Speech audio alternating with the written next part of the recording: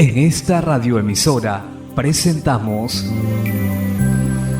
Llaves para vivir con éxito, a cargo del internacionalmente conocido maestro de la Biblia y escritor Derek Prince, quien comparte su experiencia personal y ministerio cristiano en Llaves para vivir con éxito. Bienvenidos.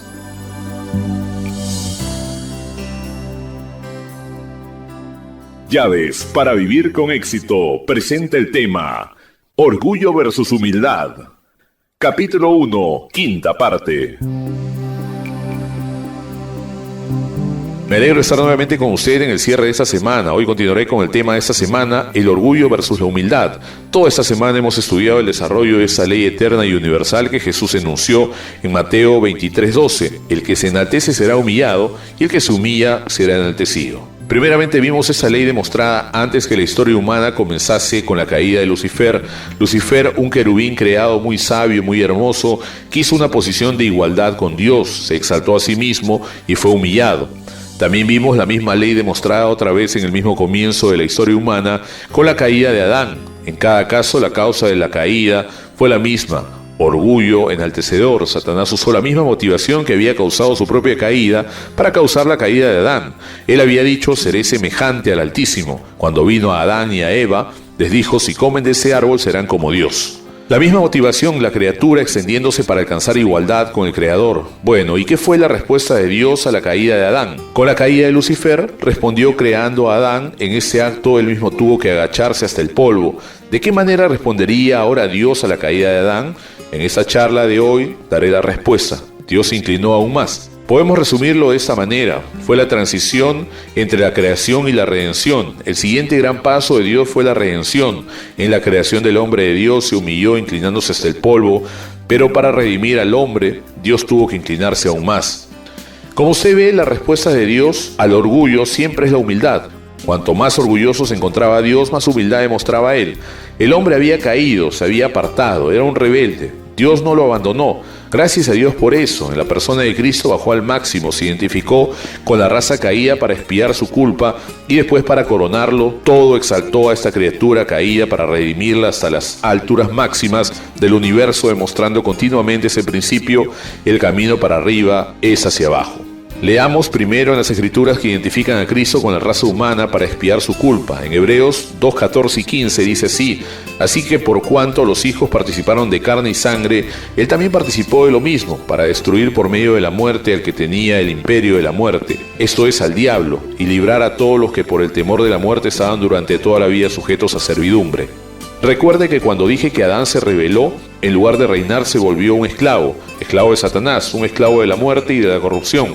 Ya no era libre, pero para liberarlo de la esclavitud, Jesús tomó la naturaleza adámica, la forma de la humanidad, participó de la humanidad, tomó para sí mismo carne y sangre como usted y yo tenemos, para que con su muerte pudiese destruir al que tenía el poder de la muerte, es decir, para destruir al diablo y liberar a todos nosotros que habíamos estado esclavizados por el temor de la muerte. Fue una identificación total. Jesús tomó para sí la naturaleza del hombre, la criatura caída. Eso está expresado también en 1 Pedro 2:24, quien llevó él mismo nuestros pecados en su cuerpo sobre el madero, para que nosotros, estando muertos a los pecados, vivamos a la justicia, y por cuya herida fuiste sanados. A esto llamó identificación total. En la cruz se identificó totalmente con nuestro pecado, con nuestra culpa. Él mismo se convirtió en la última gran ofrenda de culpa que quitó el pecado y la culpa de la raza humana. Él llevó nuestro pecado, Él llevó nuestro castigo, nuestras heridas se convirtieron en sus heridas, y Él murió nuestra muerte. Expió esa culpa de rebelión como nuestro representante, el último Adán colgado ahí en la cruz, vertiendo su vida en su sangre, dándose totalmente a sí mismo para redimirnos. Y esta simple declaración de Pedro en 1 Pedro 3:18, porque también Cristo padeció una sola vez por los pecados, el justo por los injustos, para llevarnos a Dios. A esto llamó identificación total. El justo tomó el lugar de los injustos, tomó el lugar de los rebeldes, de los alejados que se habían vuelto contra Dios. Murió la muerte que era nuestra para librarnos de la muerte y llevarnos a Dios para reconciliarnos con Él. Y ahora vemos más allá de la identificación de Cristo con nosotros y encontramos que por medio de la fe y del arrepentimiento podemos nosotros identificarnos con Cristo, no solo en su muerte, sino también en su exaltación subsecuente. Este es el gran misterio de la identificación. Primero Cristo con nosotros, luego nosotros por medio de la fe con Cristo. Así lo dice Hebreos 2, del 4 al 6. Pero Dios, que es rico en misericordia por su gran amor, con que nos amó, aun estando nosotros muertos en pecados, nos dio vida juntamente con Cristo. Por gracia sois salvos. Y juntamente con Él nos resucitó y asimismo nos hizo sentar en los lugares celestiales con Cristo Jesús. Este es el otro lado de la moneda, el lado opuesto de la identificación. Primero Jesús se identificó con nosotros, la raza caída, tomó nuestro lugar, pagó nuestra condena, murió nuestra muerte, expió nuestra culpa.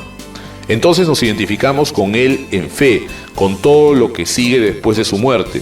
Note lo que dice en el pasaje de Efesios 2. Hay 3 pasos gigantes en nuestra identificación con Cristo. Dios nos dio vida con Cristo, Dios nos resucitó con Cristo, pero no se detiene ahí. Dios nos hizo sentar con Cristo en lugares celestiales. Cristo está sentado en un trono.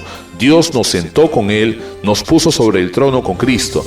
Note estos 3 pasos hacia arriba de nuestra identificación con Jesús. Nos dio vida con Él, nos resucitó con Él y nos puso en un trono con Él.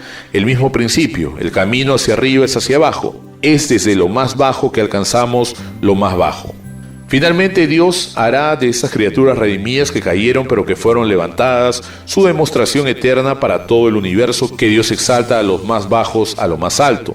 Quiero que note ese principio que corre a través de todo esto. No solo se trata del desarrollo de la historia, sino que es asunto del desarrollo de una ley universal. El que se humilla será enaltecido y el que se exalta será humillado. Note lo que dice Dios en la epístola a los Efesios en 3 pasajes que hablan de la función de los redimidos en el resto de la historia del universo. Tienen un lugar especial, una función especial. En Efesios 1, 11 y 12 leemos esto. En Él asimismo tuvimos herencia, habiendo sido predestinados conforme al propósito del que hace todas las cosas según el designio de su voluntad, a fin de que seamos para alabanza de su gloria, nosotros los que primeramente esperábamos en Cristo. Nosotros de una manera especial, los caídos pero redimidos, levantados de lo más bajo a lo más alto, nosotros seremos la demostración que será para la alabanza de la gloria de Dios. Y también regresando a Efesios 2, 6 y 7 y mirando el pasaje que habla de nuestra identificación con Él, de nuestra vida con Él, de nuestra resurrección con Él y de nuestro entronamiento con Él, vemos cuál es el propósito de todo esto. Efesios 2, 6 y 7, y juntamente con Él nos resucitó y asimismo nos hizo sentar en los lugares celestiales con Cristo Jesús para mostrar en los siglos venideros las abundantes riquezas de su gracia, de su bondad para con nosotros en Cristo Jesús. Note que estos que cayeron pero que han sido redimidos serán la demostración eterna del principio de Dios, que toma lo más bajo y lo exalta a lo sumo.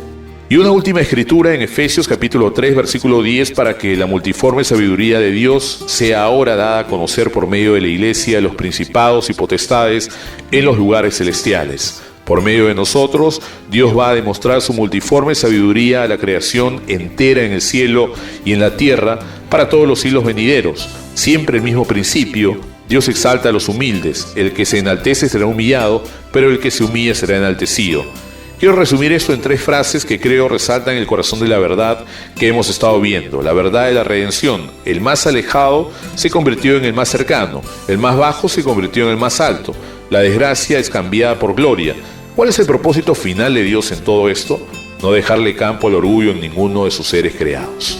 Pero nuestro tiempo de hoy terminó. Regresaré la próxima semana de lunes a viernes a la misma hora.